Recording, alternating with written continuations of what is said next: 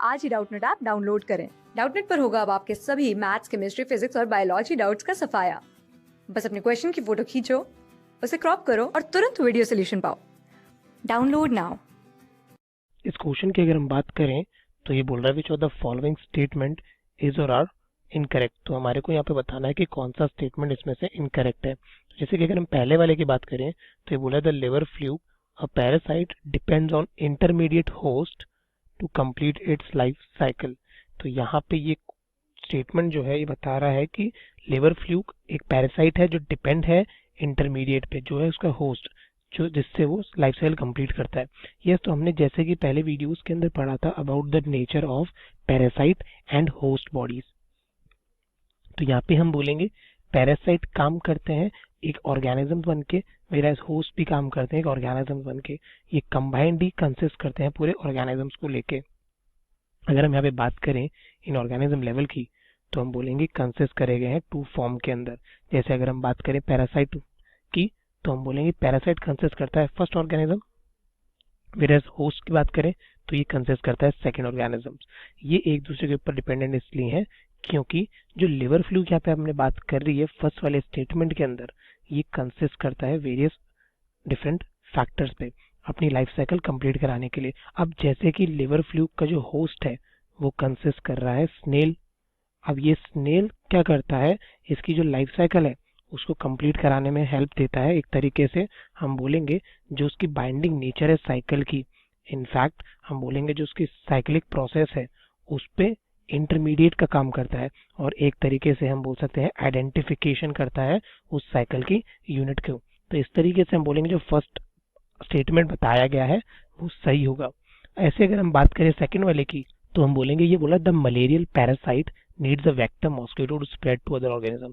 देखो यहाँ पे ये स्टेटमेंट का ये मतलब है कि जो मलेरियल पैरासाइट रीजन है उसको वेक्टर चाहिए होता है जो है mosquito to spread other organism. देखो जैसे कि हमने डिफरेंट साइकिल्स पढ़ी है और डिफरेंट रीजन्स पढ़े हैं, ये कंसिस्ट करते हैं फीमेल एनाफिलिस रीजन को।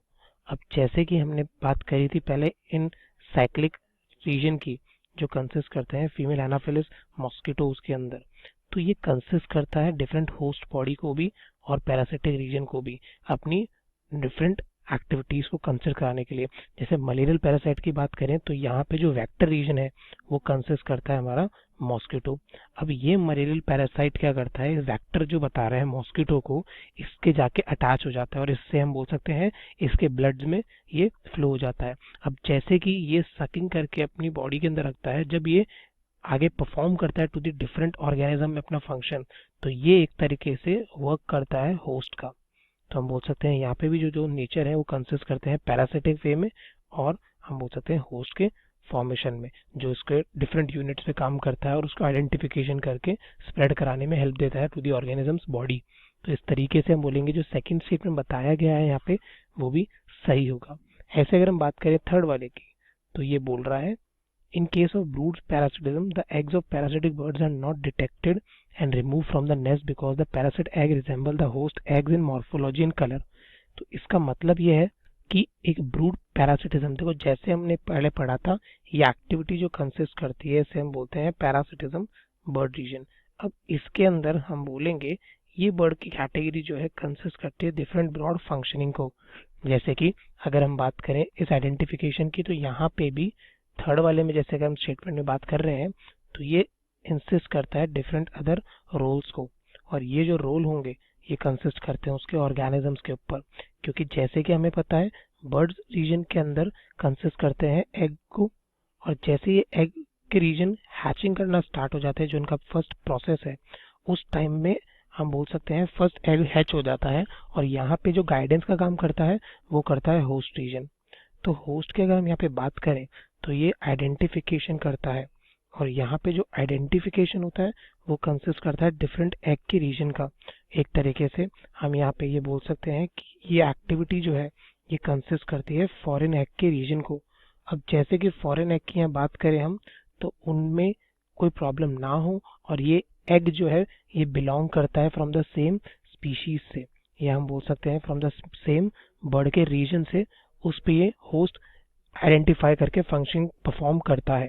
तो इस तरीके से हम बोलेंगे ये एक्टिविटी जो है मेंटेन रहती है फ्रॉम इट्स कलर, इनफैक्ट हम बोलेंगे उसके साइज से भी। इसी तरीके से हम बोलेंगे जो थर्ड स्टेटमेंट है वो भी सही होगा। अगर हम बात करें फोर्थ वाले की तो हम बोल सकते हैं, ये बोल रहा है a population of frog protected from all predators would increase indefinitely. देखो, अगर हम बात करें यहाँ पे फ्रॉग लेवल की और उसके प्रोटेक्शन की, तो हमें पता है जो प्रीडेटर्स हैं वो कंसिस्ट करते हैं और वो बिलोंग करते हैं प्रे पे फॉर देयर एक्टिविटीज, क्योंकि प्रे भी कंसिस्ट करता है एक ऑर्गेनिज्म ही। अब जैसे कि अगर हमने यहाँ पे बात करी है प्रे के कंडीशन के अंदर, तो हम बोलेंगे अगर ये प्रे इस प्रीडेटर पे डिपेंड नहीं होगा, क्योंकि प्रे तो एक ऑर्गेनिज्म है और प्रीडेटर उसको ईट करने वाले डिफरेंट ऑर्गेनिजम्स है, तो ये एक दूसरे के से हम बोल सकते हैं साइक्लिक फॉर्म में चलता रहता है। और ये जो ऑर्गेनिज्म काम करते हैं होस्ट का, तो जैसे कि यहाँ पे एक साइक्लिक फॉर्मेशन चलती रहती है, ये इंक्रीज इनडेफिनेटली नहीं कर पाते हैं और ये साइकिल मेंटेन रहती है। तो हम बोलेंगे फोर्थ वाला भी स्टेटमेंट जो है सही बताया गया है।